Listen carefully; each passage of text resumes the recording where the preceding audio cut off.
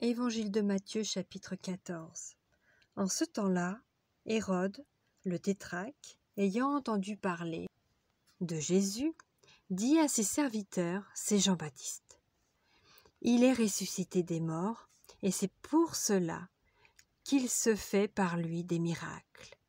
Car Hérode, qui avait fait arrêter Jean, l'avait lié et mis en prison à cause d'Hérodias, femme de Philippe son frère. Parce que Jean lui disait, il ne t'est pas permis de l'avoir pour femme. Il voulait le faire mourir, mais il craignait la foule, parce qu'elle regardait Jean comme un prophète. Or, lorsqu'on célébra l'anniversaire de la naissance d'Hérode, la fille d'Hérodias dansa au milieu des convives, et plut à Hérode, de sorte qu'il promit avec serment de lui donner ce qu'elle demanderait. À l'instigation de sa mère, elle dit « Donne-moi ici, sur un plat, la tête de Jean-Baptiste. » Le roi fut attristé, mais à cause de ses serments et des convives, il commanda qu'on la lui donne.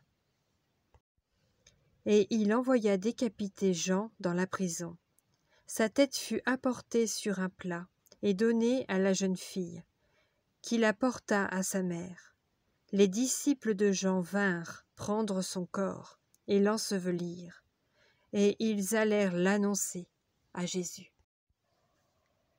À cette nouvelle, Jésus partit de là, dans une barque, pour se retirer à l'écart dans un lieu désert. Et la foule, l'ayant su, sortit des villes et le suivit à pied. Quand il sortit de la barque, il vit une grande foule et fut ému de compassion pour elle, et il guérit les malades.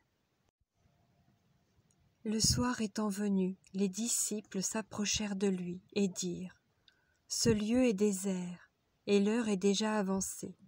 Renvoie la foule, afin qu'elle aille dans les villages pour s'acheter des vivres. » Mais Jésus leur répondit « Ils n'ont pas besoin de s'en aller.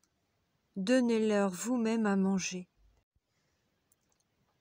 Mais ils lui dirent « Nous n'avons ici que 5 pains et 2 poissons. » Et il dit « Apportez-les-moi. » Il fit asseoir la foule sur l'herbe, prit les 5 pains et les 2 poissons, et levant les yeux au ciel, il rendit grâce.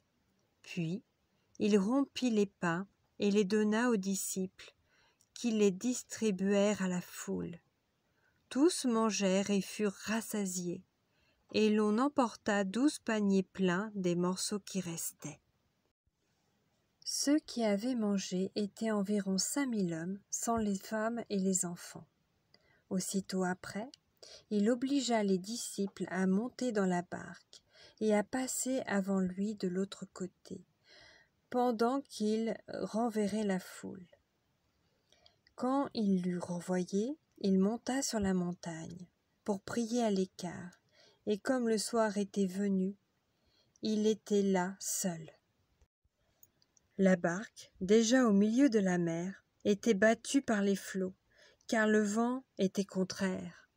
À la 4e veille de la nuit, Jésus alla vers eux, marchant sur la mer.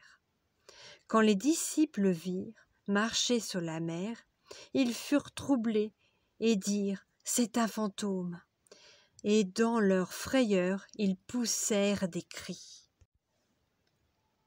Jésus leur dit aussitôt « Rassurez-vous, c'est moi, n'ayez pas peur. » Pierre lui répondit « Seigneur, si c'est toi, ordonne que j'aille vers toi sur les eaux. » Et il dit « Viens. » Pierre sortit de la barque et marcha sur les eaux pour aller vers Jésus. Mais voyant que le vent était fort, il eut peur, et comme il commençait à enfoncer, il s'écria « Seigneur, sauve-moi !» Aussitôt Jésus étendit la main, le saisit et lui dit « Homme de peu de foi, pourquoi as-tu douté ?» Et ils montèrent dans la barque, et le vent cessa. Ceux qui étaient dans la barque vinrent se prosterner devant Jésus et dirent « Tu es véritablement le Fils de Dieu. » Après avoir traversé la mer, ils vinrent dans le pays de Génézareth.